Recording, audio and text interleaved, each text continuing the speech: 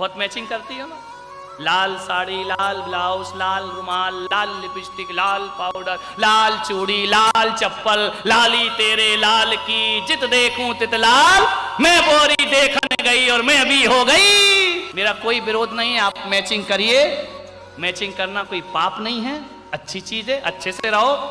काहे को मुंबई में भी गांव जैसी जिंदगी जिए अपन, टिप-टाप रहिए। लेकिन आज मैं महिलाओं से एक निवेदन करूंगा, कपड़ों की मैचिंग बहुत होती है, आभूषण की मैचिंग होती है, करिए। लेकिन एक निवेदन है, कपड़ों के साथ साथ मन की मैचिंग भी कर लिया करो। अपना मन ऐसा बना लो कि सास से भी मैच हो जाए, ससुर से भी मैच हो जाए, देवर से भी मैच हो जाए, जेठ से भी मैच हो जाए। अरे कपड़ों की मैचिंग से सुख नहीं मिला करता है, मन की मैचिंग से जीवन में सुख